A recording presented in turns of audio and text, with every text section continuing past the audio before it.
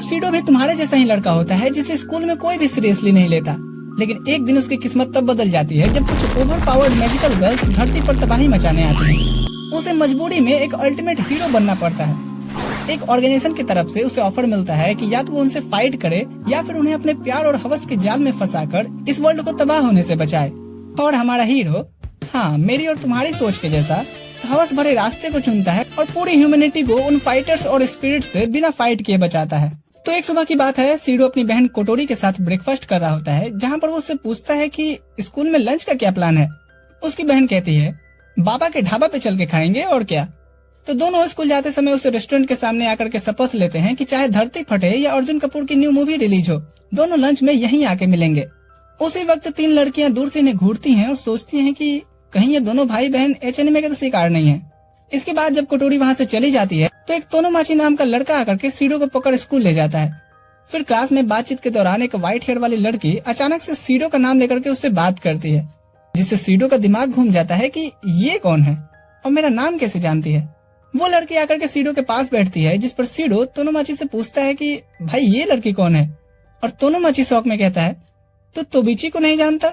फिर क्लास के दौरान तोबिची बार बार सीडो को घूर रही होती है, जिससे वो काफी अनकंफर्टेबल फील करता है और सोचता है कि कहीं इसका इरादा कुछ ज्यादा पर्सनल तो नहीं है। वैसे भी आजकल के न्यूज से पूरा मर्द समाज डरा हुआ है। कुछ घंटों बाद बेल बजती है और तोनोमाची सीडो से कहता है चल भाई शाम में घर चलते हैं, लेकिन सीडो मना कर देता है कि उसने कुछ और सोच रखा है, जिस पर तोनोमाची कहता है कि तू किसी लड़की से मिलने जा रहा है। सीडो से बताता है कि वो अपनी छोटी बहन को रेस्टोरेंट ले जा रहा है। तभी अचानक एक अलार्म बजता है जो पूरे शहर को एक आने वाले स्पेस क्वेक से अलर्ट कर रहा था। लोग इधर उधर भागना शुरू कर देते हैं और शहर का इनबिल्ट सिस्टम तुरंत एक्टिवेट हो जाता है। सीडो सोचता है कि कोटोरी कहाँ है। नहीं, वो इतनी भी बेवकूफ तो नहीं होगी कि वो बाबा के ढाबा पे उसका इंतजार कर रही हो। वो उसे कॉल करने की कोशिश करता है लेकिन कॉल कनेक्ट नहीं होती। फिर जब वो जीपीएस से उसकी लोकेशन चेक करता है तो उसे पता चलता है कि उसकी बहन सही में बेवकूफ ही है। इसके बाद सीडो सीधा दौड़ते हुए रेस्टोरेंट की ओर भागने लगता है, लेकिन रास्ते में ही अचानक से एक स्पेस क्वेक होता है, जिससे वो काफी दूर जाकर गिरता है। फिर वो देखता है कि एक खूबसूरत खतरनाक हसीना जो किसी एनिमे की तरह ड्रेस पहने होती है वहाँ पे आती है। सीडो सोचता है कि ये लड़की यहाँ बीच में क्या कर रही है। उसी वक्त वो लड़की अपना वेपन निकाल लेती है और सीडो के पीछे एक बहुत बड़ा ब्लास्ट करती है, जिससे सीडो डर के मारे कांपने लगा था। फिर वो सीधा उस पर अपना वेपन पॉइंट करती है और उसे धमकाती है कि वो उसे मार डालेगी। यहाँ वो घबराते हुए कहता है कि अरे अभी तक तो मैंने सिर्फ रोमकॉम एनिमे देखा है, उसमें हुई चीजें तो एक्सपीरियंस करनी बाकी ही है। तभी कुछ गर्ल्स फाइटर्स मिसाइल लेकर के आती हैं और उस स्ट्रेंज लड़की पर अटैक करने लगती हैं, लेकिन वो सारे अटैक्स को अपने फोर्स बैरियर से ही रोक देती है और फिर वापस उन पर पलटवार करती है, जिससे सीडो पूरी तरह से हैरान रह जाता है। थोड़ी देर फाइट चलने के बाद सीडो नोटिस करता है कि उसकी तरफ से वही क्लास वाली लड़की तोबिची लड़ रही है। सीडो को यहाँ पर कुछ भी समझ नहीं आ रहा था। फाइट चलती रहती है, तीरन को काटे तीरन से, तीरन पे तीर चलावे। हाँ, बस यहाँ वेपन अलग था। लास्ट में दोनों लड़की अपने वेपन्स को हिट करती हैं, जिससे एक बहुत बड़ी एनर्जी रिलीज होती है जो सीडो को बेहोश कर दी थी। जब उसे होश आता है तो वो खुद को एक फैसिलिटी में देखता है, जहाँ पर एक कुपोषित लड़की रिन उसे चेक कर रही होती है और खुद को एनालिसिस ऑफिसर बताती है। यहाँ सीडो पूछता है कि वो कहाँ है। रिन उसे बताती है कि वो फ्रैंक्सिनस नाम के एक एयरशिप में है, जिसे कोटोरी की राटाटोस्कर ऑर्गेनाइजेशन ऑपरेट करती है। लेकिन ये सब सुनकर तो सीडो और भी ज्यादा कंफ्यूज हो जाता है कि क्या कोटोरी, ये नाम तो मेरी बहन से मिलता है, वैसे उसका कोई पता चला। जिस पर रिन उसे चुप रहने को कहती है और बताती है कि चिंता करने की जरूरत नहीं है। इसके बाद वो उसे बाहर लेकर के आती है किसी से मिलवाने के लिए जो उसके सारे सवालों का जवाब देगा। लेकिन जब सीडो देखता है कि वो इंसान तो उसकी छोटी बहन ही है। यहाँ कोटोरी उसे अपने कमांड सेंटर में वेलकम करती है, जिसका नाम राटाटोस्कर है, और वहाँ वो एकदम अलग ही एटीट्यूड में थी, जिस पर सीडो को डाउट होने लगता है कि क्या ये वाकई में उसकी बेवकूफ छोटी बहन है। कोटोरी से एक्सप्लेन करती है कि वो स्ट्रेंज लड़की जो एनिमे ड्रेस वाला पहन के आई थी वो असल में एक स्पिरिट है जो किसी आउटर वर्ल्ड से आती हैं, और जब भी ये स्पिरिट्स अर्थ पर दिखती हैं तो वहाँ पर एक बहुत बड़ा ब्लास्ट हो जाता है, जिसे ही लोग स्पेस क्वेक्स का नाम दिए हैं। ये सुनकर सीडो हैरान रह जाता है कि इसे इतना कैसे पता है। आगे कोटोरी बताती है कि जो फाइटर गर्ल्स उस स्पिरिट पर अटैक कर रही थी वो एएसटी की टीम की थी, यानी जापान की एंटी स्पिरिट टीम, जो ऐसी सिचुएशन को हैंडल करती हैं और स्पिरिट्स को मारती हैं। यहाँ सीडो सोचता है कि शायद इसी वजह से उस स्पिरिट ने उसे भी अपना एनिमी समझ लिया था। आगे कोटोरी उसे बताती है कि एएसटी के अलावा भी एक और तरीका है स्पिरिट्स को हैंडल करने का, और उसी तरीके में उसकी जरूरत पड़ने वाली है। इसमें एक टीम तैयार की जाएगी जिनके मेंबर्स को इन स्पिरिट्स को अपने प्यार के जाल में फंसाकर हैंडल करना है, ताकि ह्यूमैनिटी को बचाने में एंटी स्पिरिट टीम की हेल्प हो सके। सीडो ये बात सुन करके तो अब और भी ज्यादा कंफ्यूज हो गया था।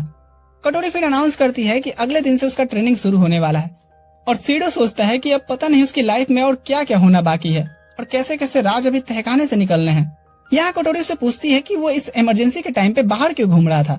सीडो कहता है क्योंकि मैं एक बेवकूफ लड़की को ढूंढने निकला था, जिस पर कटोरी उसे इडियट कह करके बोलती है कि क्या वो उसकी बातों में सच में बिलीव कर बैठा था कि वो उसे किसी भी कंडीशन में रेस्टोरेंट में मिलेगी। सीडो से बताता है कि जीपीएस के हिसाब से तो तू रेस्टोरेंट में ही थी ना। कटोरी कहती है कि हमारा शिप फ्रैक्सिनस बिल्कुल रेस्टोरेंट के ऊपर 15,000 मीटर की ऊंचाई पर उड़ रहा था। और ये सुनकर के सीडो को ये बात का विश्वास हो जाता है कि why women's live longer than men. अगले दिन सीडो को एक प्राइवेट रूम में बुला करके एक गेमिंग सॉफ्टवेयर दिखाया जा रहा था और इसी से उसकी ट्रेनिंग शुरू होने वाली होती है। इसके बाद सीडो मिलता है तोबीची से, जिससे वो पूछता है कि कल जो हुआ वो क्या था। तोबीची उसे कहती है कि उसे सब भूल जाना चाहिए। फिर वो रिवील करती है कि उसने एंटी स्पिरिट टीम ज्वाइन कर लिया है और अब उसका मिशन है सभी स्पिरिट्स को हराना। ये सुनकर सीडो पूछता है कि क्या सारे स्पिरिट्स बुरे होते हैं।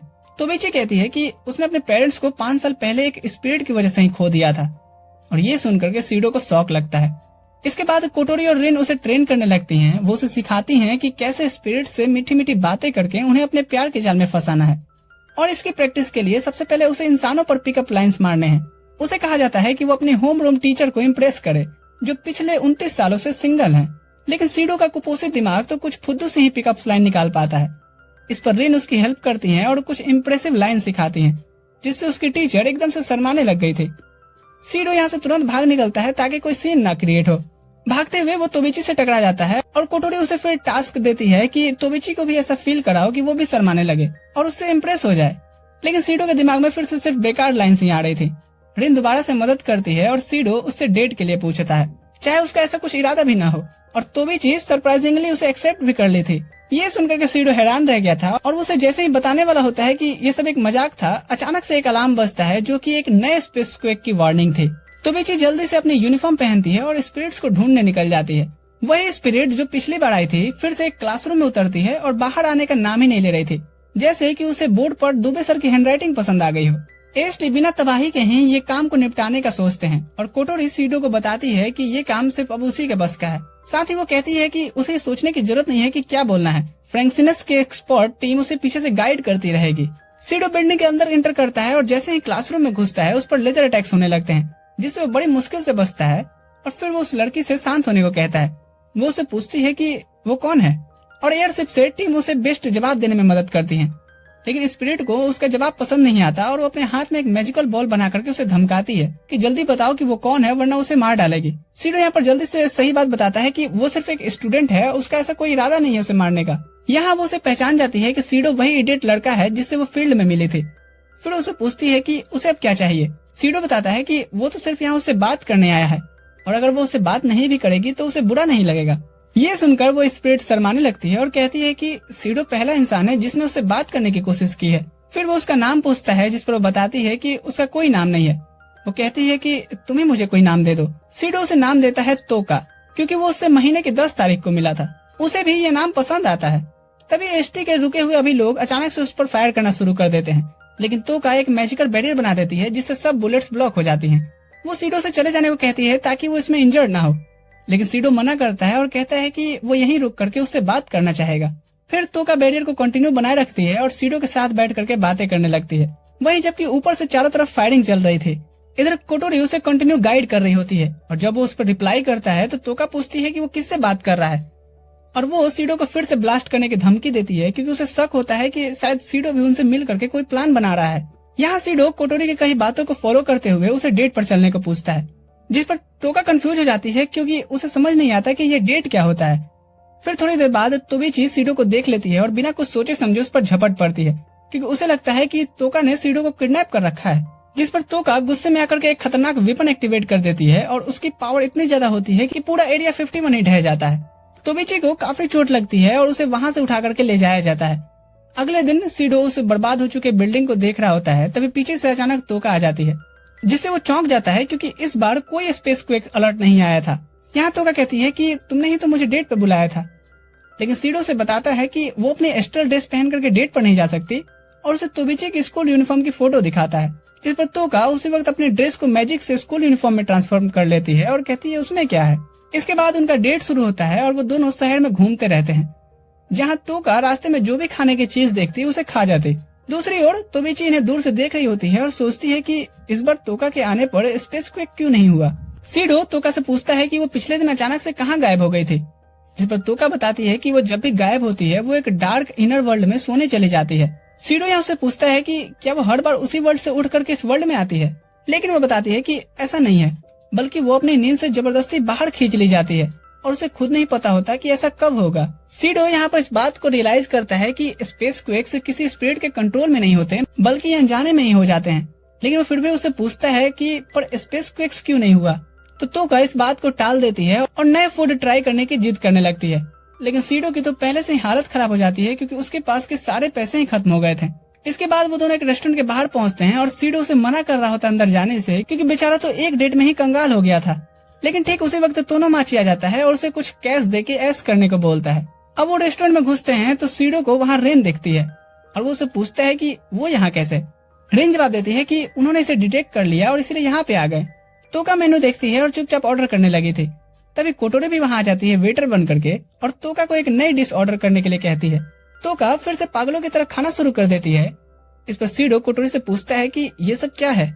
कोटोरी से बताती है कि वो टोका को उसके प्यार में पागल करवाने के चांसेस को बढ़ा रही है, क्योंकि बिना मदद किए तुमसे तो एक लड़की न पटे। फिर कोटोरी जाते हुए उसे बोलती है कि जब उनका डेट खत्म हो जाए तो स्टेशन से साउथ डायरेक्शन को लेना।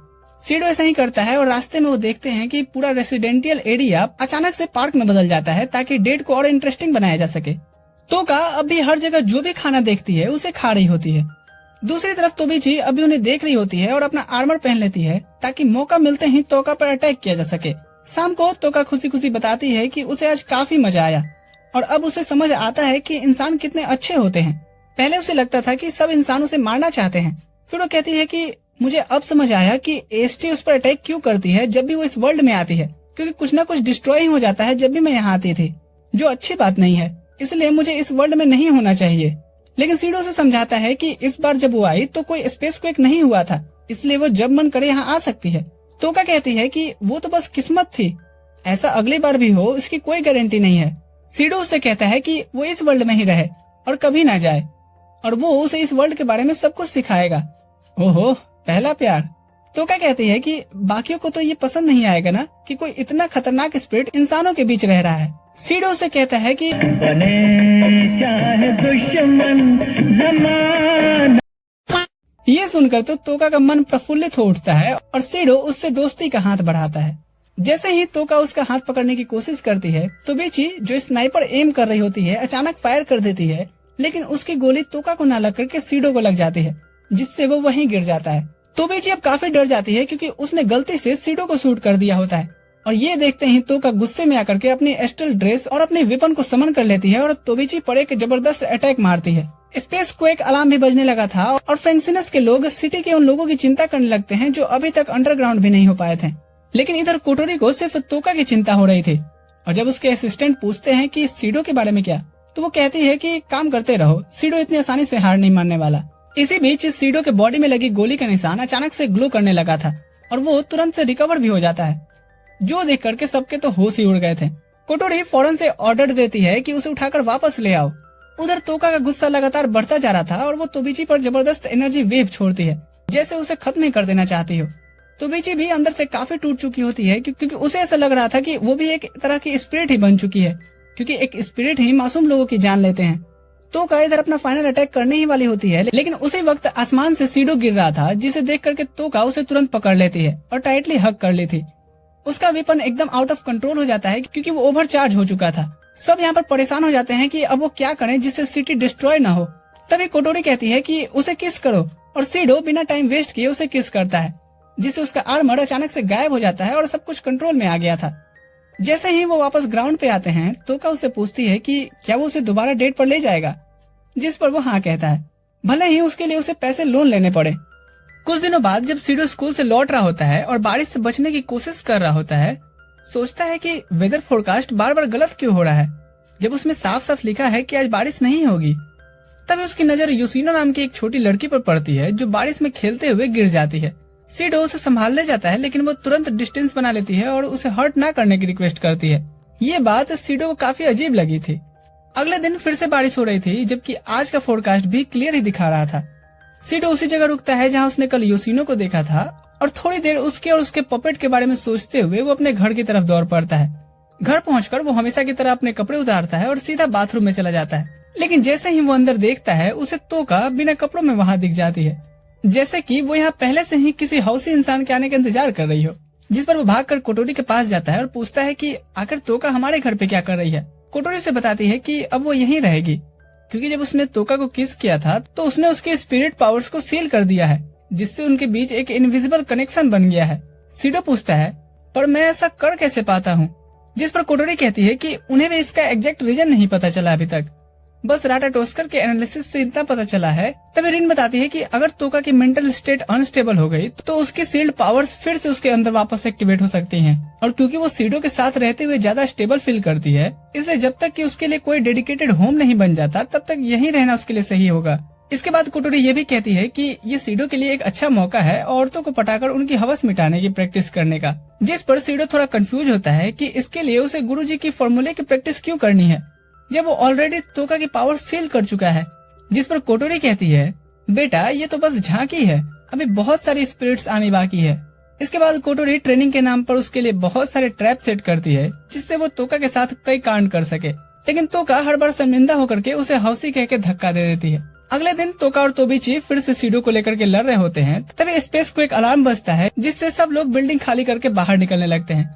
लेकिन तोबिची बैटल की तैयारी करती है, क्योंकि उसने एंटी स्पिरिट टीम जो ज्वाइन कर रखी है। इसी बीच रीने सीडो से कहती है कि अब तोका बेकार हो चुकी है, क्योंकि उसकी पावर्स सील हो चुकी हैं और इसीलिए उन्हें इन स्पिरिट्स फाइट से दूर रखना ही बेहतर होगा। वो तोका को होमरूम टीचर के हवाले कर देता है और खुद फैक्सिनस एयरशिप की तरफ रवाना हो जाता है, ताकि पूरे सिचुएशन का एनालिसिस किया जा सके। उसे जल्दी पता चलता है कि जिस स्पिरिट पर अटैक हो रहा है वो वही लड़की है जिसे उसने कुछ दिन पहले स्कूल के लौटते वक्त देखा था, योशिनो। वो तुरंत डिसीजन लेता है कि अब वो उसे बचाएगा और सब उसे मिशन के लिए प्रिपेयर करने लगते हैं।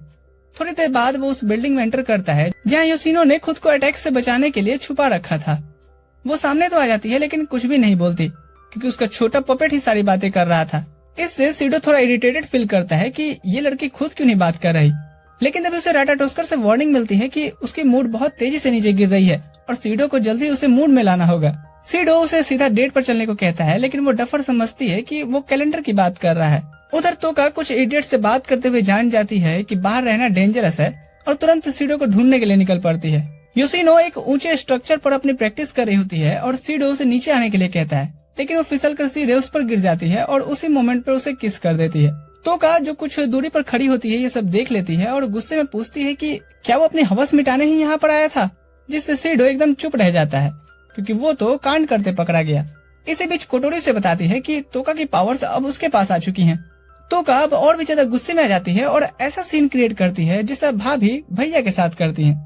यहाँ ननद का काम योशिनो का पपेट करता है, ये कहते हुए कि अब वो चार्मिंग नहीं रह गई और शायद सीडो भी उससे बोर हो चुका है, इसलिए तो वो किसी और लड़की से मिलने आया है। तोका को गुस्सा आ जाता है और वो उस पपेट का गला दबा रही होती है, जैसे कि उसका मुंह हमेशा के लिए बंद कर देना चाहती हो। योशिनो उसके पास आती है और अपना पपेट वापस लेने की कोशिश करती है, लेकिन तोका उसे नहीं देती, बल्कि सीडो से कहती है कि अब वो चुने कि उसे योशिनो चाहिए या तोका। कोटोरी फौरन सीडो को वार्न करती है कि योशिनो की मेंटल स्टेट धीरे धीरे गिर रही है। सीडो तोका से कहता है कि पपेट वापस कर दो उसे, लेकिन इससे तोका को ये लगता है कि शायद सीडो को योशिनो ज्यादा पसंद है। अचानक योशिनो जेडकियल को समन कर लेती है, जो उसका एक डेंजरस बीस्ट होता है जो उन पर अटैक करने लगता है, लेकिन सीडो किसी तरह से तोका को बचा लेता है। फिर योशिनो बिल्डिंग से कूद जाती है और जेडकियल पर बैठ वहाँ से भाग निकलती है, जिस पर एसटी का अटैक करती है, लेकिन फिर भी वो बच निकली थी। इधर बिल्डिंग में सीडो तोका को छूने की कोशिश करता है, लेकिन वो मना करती है, क्योंकि अब उसे यकीन हो चुका है कि सीडो को योशिनो ही ज्यादा पसंद है। इसके बाद तोका काफी बुरा फील करती है और सीडो से बात करना भी बंद कर दिया था, जिस पर रीने उसे विजिट करने आती है एक थेरेपी सेशन देने के लिए, ताकि पता चले कि आखिर दिक्कत क्या है। उधर कोटोरी और एक क्रीपी बंदा ये एनालाइज कर रहे होते हैं कि सीडो और योशिनो के बीच क्या हुआ था, और उन्हें समझ नहीं आ रहा था कि आखिर किस के बावजूद योशिनो की पावर सेल क्यों नहीं हुई। सीडो इधर बारिश में सड़क पर घूम रहा होता है और उसे योशिनो दिखती है, जो अपना पपेट ढूंढ रही थी, क्योंकि एसटी से भागते समय उसने उसे खो दिया था। सीडो डिसाइड करता है कि उसकी वो मदद करेगा, वैसे भी उसे वो इम्प्रेस करने की कोशिश तो करने ही वाला था। इधर थेरेपी सेशन में रीने तोका को समझा रही थी कि सीडो और योशिनो का केस एक गलती था और सीडो उसकी काफी केयर करता है, तभी तो उसने खुद को खतरे में डाल दिया उसे बचाने के लिए। सीडो अभी भी पपेट ढूंढ रहा था, तभी यूसिनो का पेट जोर से आवाज करता है और वो उसे अपने घर खाना खाने ले जाता है। यहाँ पर सीडो से पूछता है कि जब एसटी उस पर अटैक करती है तो वो पलटकर वार क्यों नहीं करती, जिस पर यूसिनो जवाब देती है कि उसे खून खराबा बिल्कुल पसंद नहीं है, लेकिन जब सब कुछ लिमिट से ज्यादा हो जाता है तो वो आउट ऑफ कंट्रोल हो जाती है और सबको नुकसान पहुंचा देती है। इसी वजह से उसका पपेट उसके लिए हीरो है जो हमेशा उसे शांत करके रखता है। सीडो उसके सर पे हाथ फेरता है और वादा करता है कि वो उसका पपेट ढूंढने में मदद करेगा, लेकिन साथ ही कहता है कि अब उसे किसी पपेट की जरूरत नहीं है क्योंकि अब वो खुद उसका हीरो बनेगा, जिसे सुनकर यूसिनो शॉक हो जाती है। यहाँ सीडो शर्मिंदा था और वो उसे किस के लिए माफी मांगता है जो पहले हुआ था, लेकिन यूसिनो को तो किस का मतलब ही नहीं पता होता, जिससे सीडो के अंदर का हौसी जानवर फिर से जाग जाता है और वो डिसाइड करता है कि वो उसे फिर से किस ट्रायल देगा। लेकिन जैसे ही वो किस करने ही वाला होता है कि तोका अचानक घुस कर आती है माफी मांगने के लिए, लेकिन उन्हें किस की पोजीशन में देख करके वो गुस्से से वहाँ से निकल घर आकर के पिलो पे अपना सारा गुस्सा निकाल रही होती है। सीडो को इन्फॉर्मेशन मिलती है कि यूसिनो का पपेट मिल चुका है, लेकिन वो तोबिची के घर में है, तो वो तुरंत वहाँ जाता है सरप्राइज विजिट देने। तोबिची उसे घर के अंदर वेलकम करती है, एक अजीब सी चाय देती है और फिर वॉशरूम चली जाती है। सीडो इसी मौके का फायदा उठा करके चारों तरफ उसके घर को छानने लगता है और आखिरकार यूसिनो का पपेट उसे मिल भी जाता है। फिर वो जाकर के वापस चुपचाप बैठ गया था। तोबिची लौट करके आती है और उसके पास आकर के बैठ गई थी। सीडो उससे स्पिरिट्स के लिए उसकी नफरत के बारे में पूछता है और उसे समझाने की कोशिश करता है कि हर स्पिरिट बुरी नहीं होती, कुछ तोका और यूसिनो की जैसी भी होती हैं। लेकिन तोबिची उसकी बात को काटते हुए कहती है कि वो सारे स्पिरिट्स को ही खत्म कर देगी क्योंकि आखिर एक स्पिरिट की वजह से ही उसके पेरेंट्स की जान गई थी। सीडो से बताता है कि तोका की पावर सील हो चुकी है तो वो अब कोई और डिजास्टर नहीं करेगी, लेकिन तोबिची कहती है कि उन्हें नहीं पता कि कब क्या हो जाए। सीडो से कहता है कि वो स्पिरिट्स को एक्सेप्ट करना सीखे, ना कि उन्हें डिस्ट्रॉय करना, क्योंकि वो भी अंदर से एक अच्छी लड़की है। तभी तोबिची का फोन अचानक से बजता है, जिससे पता चलता है कि एक और स्पेस क्वेक आने वाला है। वो तुरंत निकलने लगती है, लेकिन सीडो से पूछता है कि अगर कोई स्पिरिट अपनी पावर खो चुकी है तो क्या वो उस पर भी अटैक करेगी। तोबिची आंसर करती है कि वो तो करना चाहेगी, लेकिन उसका डिसीजन उसके सीनियर्स पर डिपेंड करेगा। उधर एएसटी यूसिनो पर अटैक कर रही होती है। जैसे ही वो भागने की कोशिश करती है वो उसे जमीन पर गिरा देते हैं। वो उसे खत्म करने ही वाले होते हैं, तभी यूसिनो अचानक से जेडकियल को समन कर लेती है, जो काउंटर अटैक शुरू कर देता है। तोका ये देख करके तुरंत वहाँ पहुँचती है। सीडो दूर से यूसिनो को आवाज लगाता है और उसे रोकता है, और जैसे ही वो उसका पपेट निकालने वाला होता है तोबिची एक जबरदस्त लेजर गन से यूसिनो पर अटैक कर दी थी, जिसे देख करके जेडकियल तो बौखला ही उठता है। तोका ये सब देख करके समझ जाती है कि सीडो खतरे में है, जिससे वो भी अपनी वेपन्स को समन करने की कोशिश करती है, लेकिन क्योंकि उसकी पावर सील हो चुकी है तो उसे काफी स्ट्रगल करना पड़ता है। इधर जेडकियल अपने मुंह से एक मैसिव अटैक करता है, लेकिन तोका ने इधर किसी तरह से अपने वेपन्स को एक्टिवेट कर लिया था और उस अटैक को डॉज कर देती है। तोका सीडो के पास आती है और माफी मांगती है कि वो जिद्दी बन गई थी। इधर एएसटी अब भी यूसिनो पर अटैक कर रही होती है। सीडो तोका से कहता है कि उसे यूसिनो को बचाने में उसकी मदद चाहिए, लेकिन तोका को यहाँ अब भी लग रहा था कि सीडो को यूसिनो ज्यादा पसंद है। सीडो से समझाता है कि यूसिनो भी तुम्हारी तरह ही एक स्पिरिट ही है और उसने उससे भी वादा किया था कि वो उसे बचाएगा, जिस पर तोका को रियलाइज होता है कि यही चीज तो सीडो ने भी उसके लिए की थी। फिर तोका तुरंत से अपने वेपन को ग्राउंड पर पुश करती है और सीडो से कहती है कि वो इसका यूज करके यूसिनो तक पहुँच सकता है। इधर एएसटी की हालत भी अब ऐसी हो गई थी कि वो अब आगे अटैक भी नहीं कर पाते, क्योंकि जेडकियल ने इतना स्ट्रॉन्ग फोर्स क्रिएट कर दिया है कि अगर वो उसके करीब जाने की कोशिश भी करेंगे तो करोड़ों बर्फों की सुइयां उन पर गिर सकती हैं। पर तोबिची तुरंत एक बड़ा सा फोर्स फील्ड बना लेती है और उसी से एक बिल्डिंग उठा करके यूसिनो पर फेंकने की तैयारी में थी, लेकिन तभी तोका अचानक से वहां आ जाती है और उस बिल्डिंग को 2 हिस्से में काट डालती है। तोका को देख करके तोबिची बिना टाइम वेस्ट किए उस पर सीधा अटैक करती है और बाकी सबका ध्यान भी अब तोका की तरफ शिफ्ट हो गया था, जिसका फायदा उठा करके सीडो जेडकियल के बनाए फोर्स बैरियर के अंदर जाने लगता है। उसकी बहन उसे रोक रही होती है कि वो वहीं रुक जाए वरना जमकर मर जाएगा, लेकिन सीडो जैसे तैसे अंदर पहुंच ही गया था। वो भी पूरी तरह से थक चुका था। उसे देख करके यूसिनो फौरन उसके घाव को हील करती है और यहाँ सीडो भी उसका पपेट को उसे लौटाता है, जिसे देख करके वो काफी खुश हो गई थी। इसके बाद सीडो से कहता है कि उसे बचाने के लिए अब उसे किस करना पड़ेगा, जिसे यूसिनो थोड़ा शर्माती है। लेकिन जब सीडो बिना रुके उसे बताया जा रहा था कि ये कितना जरूरी है, तब यूसिनो खुद ही उसका मुंह अपने लिप्स से बंद कर देती है और ठीक उसी वक्त उसके आर्मर के साथ साथ उसकी पावर भी सील हो गई थी और आसमान भी अब धीरे धीरे नॉर्मल होने लगा था। इसके बाद कोटोरी सीडो को बताती है कि अब तोका उसके साथ नहीं रहेगी, क्योंकि अब स्पिरिट्स के लिए नया घर तैयार हो चुका है। सीन शिफ्ट होता है एक सुबह। तोका और यूसिनो सीडो से कहती हैं कि उन्होंने टीवी पर एक हॉट स्प्रिंग का एड देखा है और अब वो वहाँ जाना चाहती हैं। सीडो ये रिक्वेस्ट कोटोरी को बताता है और कोटोरी के पास कोई ऑप्शन नहीं बचता, क्योंकि अगर मना किया तो स्पिरिट्स पागल भी हो सकती हैं। दूसरी तरफ एएसटी की कैप्टन भी अपनी टीम के साथ हॉट स्प्रिंग जाने की प्लानिंग करती है ताकि एंजॉय किया जा सके, लेकिन तोबिची इस आइडिया को रिजेक्ट कर कहती है सीडो तो ये मजबूरी में कर रहा है, उन्हें जाकर के ट्रेनिंग करनी चाहिए। लेकिन तभी सीडो का उसे फोन आता है जिसमें वो उससे उस बुक को 2 दिन और रखने की परमिशन मांगता है जिसे तोबिची ने उसे दी थी। कॉल के बैकग्राउंड में तोका की आवाज सुनते ही तोबिची गुस्से से फूट पड़ती है और अपने हाथ में पकड़े केन को ही मसल देती है। इधर सीडो और उसकी so called spirit girlfriend spring की तरफ निकलते हैं, लेकिन सीडो बाकी सभी को भी लेकर के जा रहा है। इस जलन में तोका गाड़ी ही उड़ा देती है जिसे सबको पैदल ही सफर करना पड़ता है। तोका खुद की गलती मानती है लेकिन सीडो कूल बनने की कोशिश में कहता है कि कोई बात नहीं। इधर फ्रैंकसिनस के बेवकूफ लोग डिटेक्ट करते हैं कि एएसटी स्पिरिट्स की तरफ बढ़ रही है और बिना ये समझे कि उनका मकसद लड़ाई नहीं है वो एएसटी के रास्ते में कई बैरिकेड्स लगाना शुरू कर देते हैं। ये सब देख करके एएसटी कंफ्यूज हो जाती है कि आखिर हो क्या रहा है। राडाटोस्कर ऑर्गेनाइजेशन की टीम वहाँ से हार्मलेस अटैक्स शुरू कर देती है जिससे एएसटी को लगने लगता है कि सामने वाला कोई दुश्मन है जो उन्हें रोकने की कोशिश कर रहा है। फिर एएसटी भी रिटर्न अटैक करना शुरू कर देती है जिससे पूरे एरिया का हाल बेहाल हो जाता है। इधर सीडो और उसकी स्पिरिट्स अपना सफर जारी रखते हैं, तभी अचानक से उनके सिर के ऊपर एक बम फट जाता है जिससे सभी जमीन से चिपक जाते हैं और योशिनो का पपेट भी खो जाता है जिसे वो तुरंत से रोना शुरू कर देती है और पूरे एरिया में बर्फ जमने लगी थी और बारिश भी शुरू हो चुकी थी। सीडो उससे प्रॉमिस करता है कि वो उसका पपेट ढूंढ कर लाएगा। सीडो अब पपेट की खोजबीन पर निकलता है जबकि एएसटी और राडाटोस्कर अभी तक आपस में ही भिड़े हुए थे। कुछ देर के बाद सीडो एक जगह पपेट ढूंढ लेता है, लेकिन जैसे ही वो उस पर जमी मिट्टी हटाता है ऊपर से एक मैसिव एक्सप्लोजन उस पर भी गिरने वाला होता है। पर ठीक उसी वक्त पे तोका वहाँ बैरियर क्रिएट कर देती है और दोनों को बचा लेती है। तोका को उसके एस्ट्रल ड्रेस में देख करके एएसटी अटैक करने का सोचती है, लेकिन इससे पहले कि तोबिची कुछ कर पाए तोका और सीडो गायब हो जाते हैं। फिर कोटोरी सीडो और बाकी गर्ल्स को एक सस्ती हॉट स्प्रिंग में ले जाती है जिसे उसके बेवकूफ असिस्टेंट ने पनिशमेंट के दौरान डिस्कवर किया था। एएसटी भी अपने हॉट स्प्रिंग एंजॉय करने के प्लान के अकॉर्डिंग वहीं पहुंचती है और इधर तोबिची की नजरें तो सीडो को तलाश रही थी क्योंकि वो तो वहाँ उसी के लिए आई थी। इसके बाद माना को इंट्रोड्यूस किया जाता है एएसटी से, जो कि एक ऐसी लड़की है जिसने पहले किसी एक पावरफुल स्पिरिट को हराया हुआ है, जो सुन पूरी टीम शॉक्ड हो गई थी। माना तोबिची के ही बगल में बैठी थी जब कैप्टन सभी को योशिनो के साथ हुई पिछली फाइट का वीडियो दिखा रही थी। तोबिची माना से उस स्पिरिट के बारे में पूछती है जिसे उसने हराया है और वो बताती है कि वो स्पिरिट बाकी स्पिरिट से बहुत अलग थी, इसलिए उसे इस यूनिट में ट्रांसफर किया गया है। बातचीत के दौरान माना को स्क्रीन पर सीडो दिखता है और वो उसे पहचान जाती है, जिससे तोबिची शॉक्ड कि ये कैसे जानती है इसे। मीटिंग खत्म होने के बाद तोबिची माना से कहती है कि तुम सीडो की छोटी बहन हो, पर उसने तो कभी इस बारे में बात नहीं की। जिस पर माना पूछती है कि क्या वो उसे जानती है। तोबिची जवाब देती है कि हाँ, हम दोनों लवर्स हैं। और ये सुन करके तो माना हैरान ही हो जाती है। सीन शिफ्ट होता है सीडो के स्कूल में। एक नई स्टूडेंट कुरुमी ट्रांसफर होकर के आती है और जैसे ही उसकी इंट्रोडक्शन होती है वो खुद को एक स्पिरिट बता रही थी, जिस बात को ऑब्वियसली पूरी क्लास मजाक में उड़ा दी थी। इसके बाद वो रिक्वेस्ट करती है कि उसे कोई स्कूल का टूर दे दे क्योंकि उसे स्कूल का कोई आइडिया नहीं है। ठड़की तोनामाची हाथ उठाता है लेकिन कुरुमी उसे इग्नोर करती है और सीधे सीडो के सीट तक जाकर के बोलती है कि वो चाहती है सीडो उसे घुमाए। उधर एएसटी को पता चलता है कि ये लड़की वाकई में एक स्पिरिट ही है, पर सोचती है कि उसने स्कूल में ट्रांसफर क्यों लिया होगा।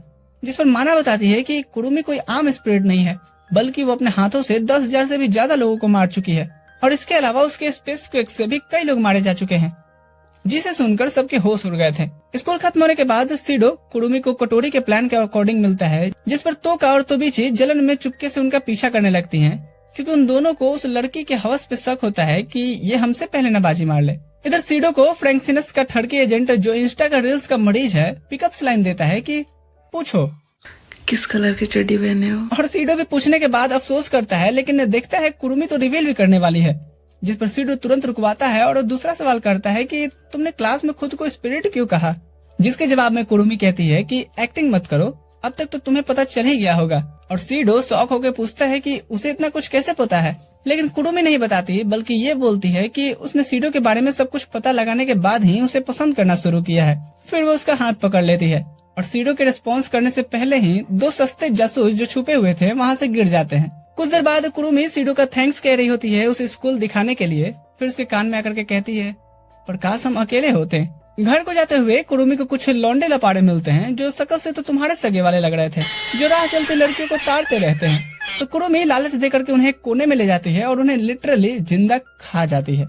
उसी दौरान माना यहाँ पहुँच जाती है अपने एस्टल सूट में और हम फिर कुछ सेकंड बाद का सीन देखते हैं।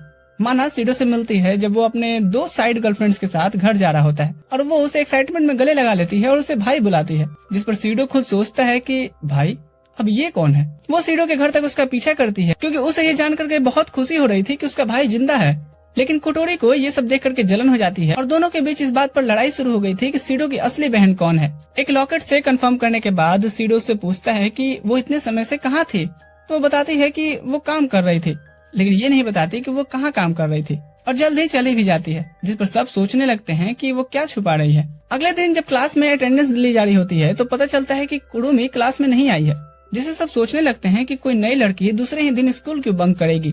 तो बीची कहती है अब वो दोबारा आएगी भी नहीं, लेकिन तभी कुरुमी अचानक से एंट्री मारते हुए कहती है सॉरी थोड़ा लेट हो गई, जिससे सब शॉक्ड हो जाते हैं। क्लास के दौरान सीडो को कोटोरी से एक मैसेज मिलता है कि लंच के वक्त वो उसे फिजिक्स लैब में मिले। जब सीडो कोटोरी और रिने से मिलता है वो उसे कुरुमी का वो फुटेज दिखाते हैं जिसमें दिखता है कि पिछले दिन माना और एसटी की टीम ने कुरुमी को तो ब्रूटली डिस्ट्रॉय कर दिया था। अब यहाँ सब कंफ्यूज हो जाते हैं कि आखिर वो है क्या। इसी दौरान तोबिची कुरुमी से चेंजिंग रूम में मिलती है और उससे पूछती है कि वो अभी तक जिंदा कैसे है, जबकि उन्होंने तो उसे कल ही खत्म किया था। जिस पर कुरुमी अचानक से जमीन से क्रीपी हाथ बढ़ाते हुए तोबिची को जकड़ लेती है और कहती है कि वो लोग बस बेकार की कोशिश कर रहे हैं। तोबिची पूछती है कि आखिर उसे क्या चाहिए, जिस पर कुरुमी बताती है कि वो स्कूल में इसलिए आई है क्योंकि उसे सीडो और उसकी पावर्स चाहिए। फिर स्कूल खत्म होने के बाद सीडो कुरुमी को डेट पर चलने को पूछता है क्योंकि कोटोरी ने उसे ऐसा करने को कहा था ताकि वो उसके बारे में और ज्यादा इन्फॉर्मेशन निकाल सके, और कुरुमी भी खुश होकर के मान जाती है। इसके बाद तोबिची आ जाती है और पूछती है कि वो उस डायन से क्या बात कर रहा था, लेकिन सीडो उसे इग्नोर करके निकल जाता है। तोबिची फिर सारी बातों को सोचती है जो कुरुमी ने उससे कही थी और फिर उसे सीडो की चिंता होने लगती है। घर लौटने पर तोका एक एडल्ट स्टाइल में सीडो के सामने डांस करती है, जब तक कि सीडो उसके तिजोरी से टिकट नहीं खींच लेता और देखता है कि उसने अगले दिन के लिए डेट फिक्स कर रखी है। सीडो अभी हैरान हो ही रहा था कि तोबिची का भी कॉल आ जाता है जो कहती है कि वो भी उससे अगले दिन मिलना चाहती है। अगले दिन सीडो को इन तीनों लड़कियों से मिलना होता है इस तरह कि किसी को पता न चले कि वो बाकियों से भी मिल रहा है, जिस पर राटाटोस्कर की टीम उसे यह काम बिना फेल कराए करवाने का वादा करती है। सीडो तोका से शुरुआत करता है और उसके साथ एक्वेरियम में थोड़ा वक्त बिताता है, फिर पेट में दर्द का बहाना बनाकर वहाँ से निकलता है और सीधे कुरुमी के पास पहुँच जाता है जो उसे एक शॉप में लेकर के जाती है और वहाँ उसे कुछ अंडरगारमेंट्स से सजेस्ट करने को कहती है।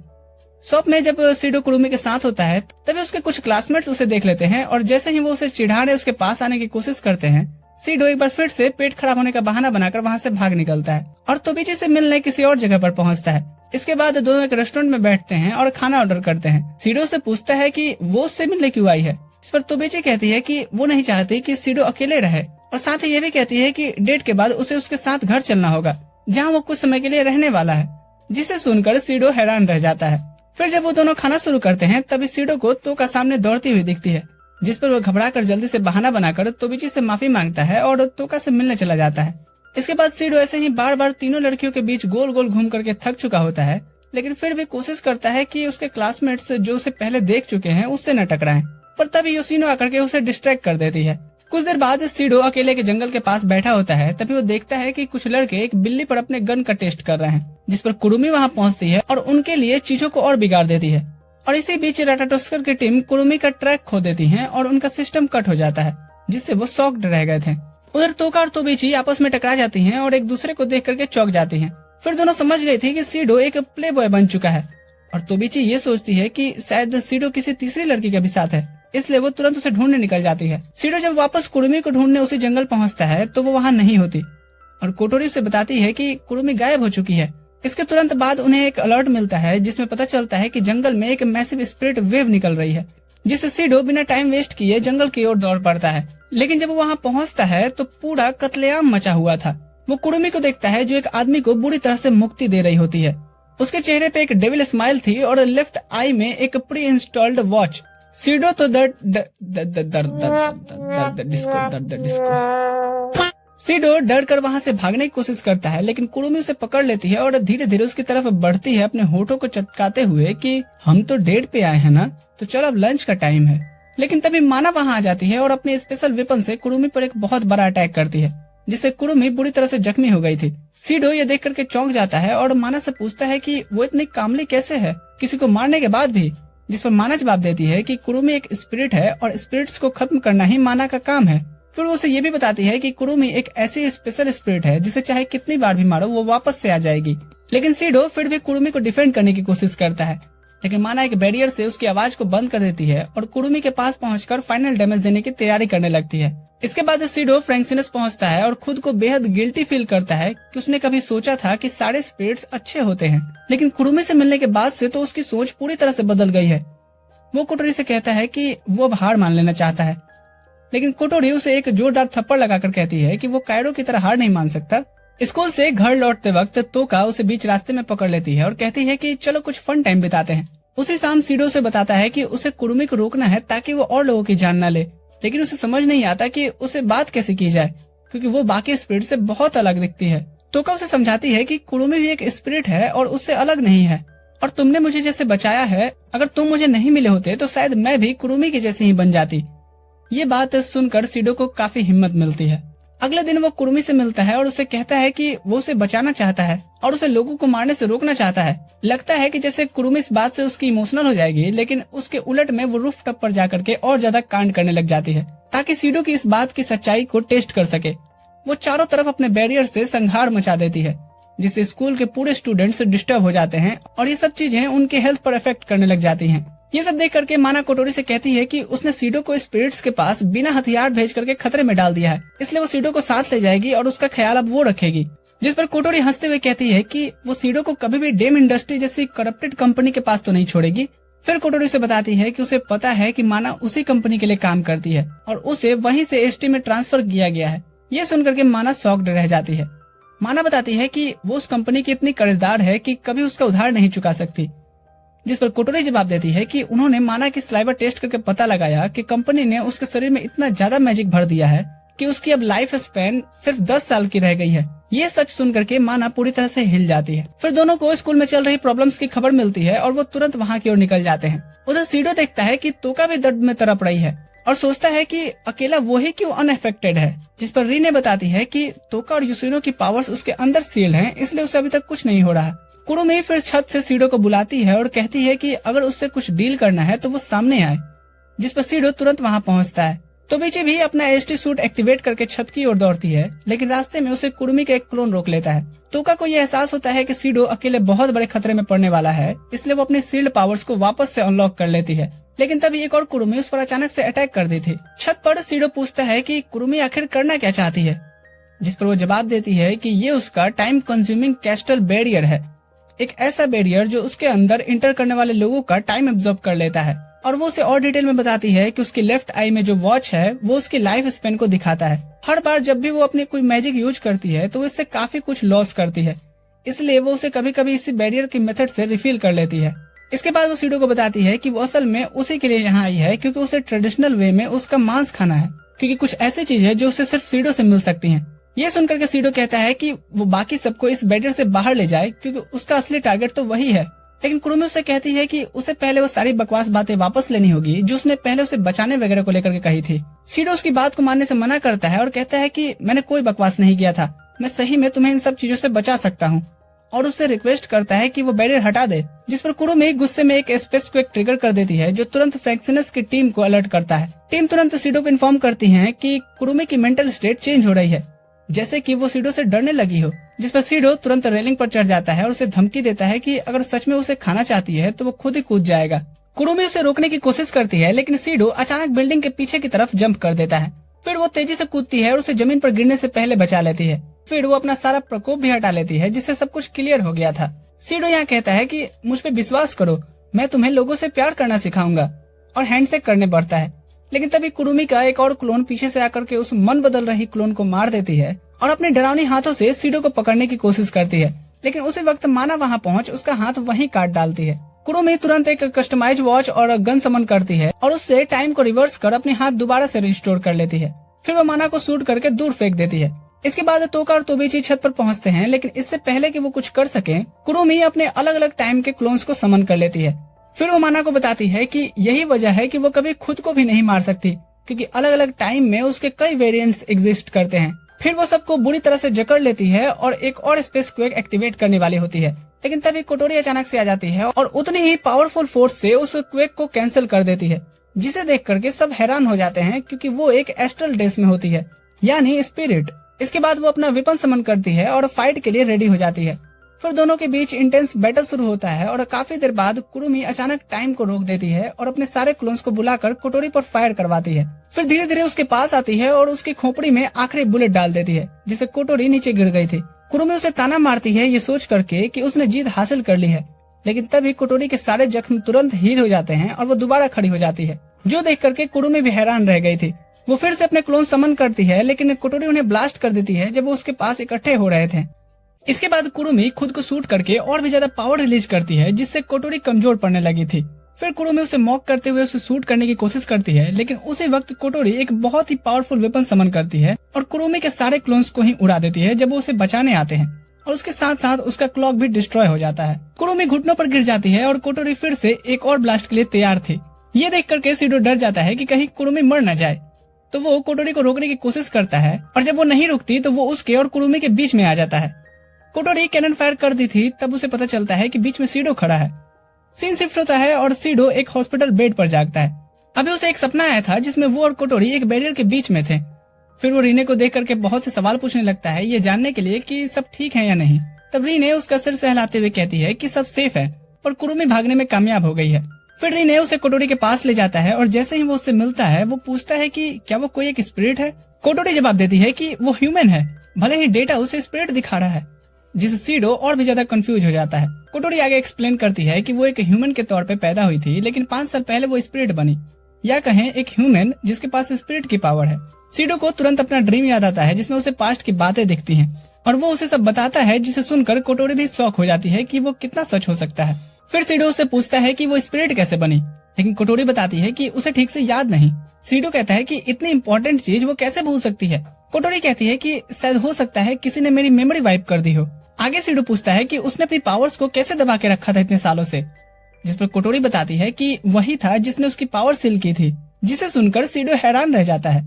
वो बताती है कि किसी को नहीं पता कि तुम्हारे पास ये स्पिरिट्स की पावर सील करने की एबिलिटी क्यों है, और यही वजह थी कि राडाटोस्कर ने उसे स्पिरिट से कांटेक्ट करने के लिए चुना। इसके बाद वो उसके हीलिंग पावर के बारे में पूछता है तो वो बताती है कि वो पावर्स उसकी खुद की हैं।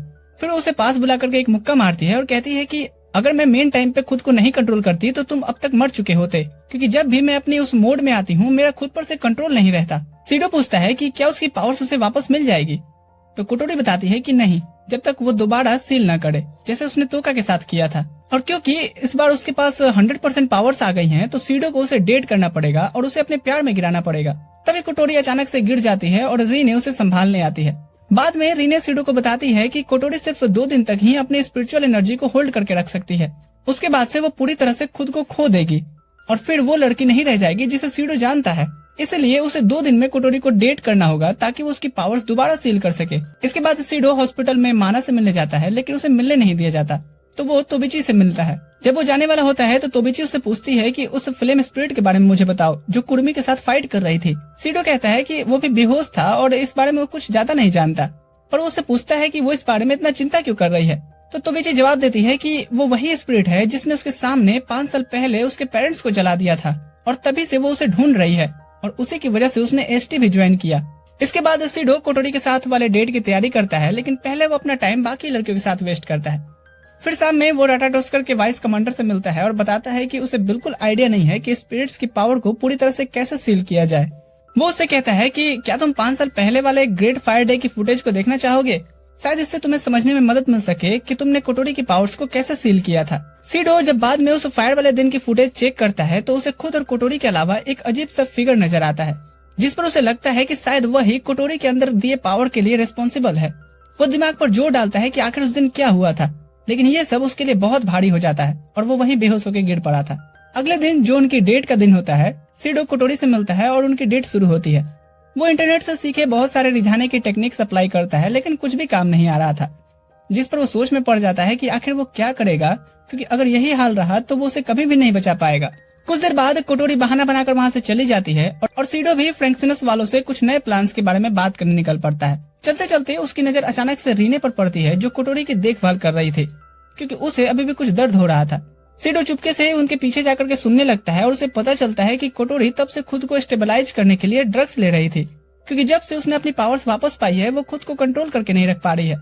इसके बाद वो फिर से बीच पर वापस जाता है और जब कटोरी लौटती है तो वो अपने कान से ईयरबड्स को निकाल करके फेंक देता है, क्योंकि उसे फ्रैंकसिनस वाले बेवकूफ लोग लग रहे थे जो कोई ढंग का आइडिया नहीं सजेस्ट कर रहे हैं। फिर वो अपने अंदर के बचे कुछ दिमाग को एक्टिवेट करता है और कटोरी को अम्यूजमेंट पार्क चलने का आइडिया देता है।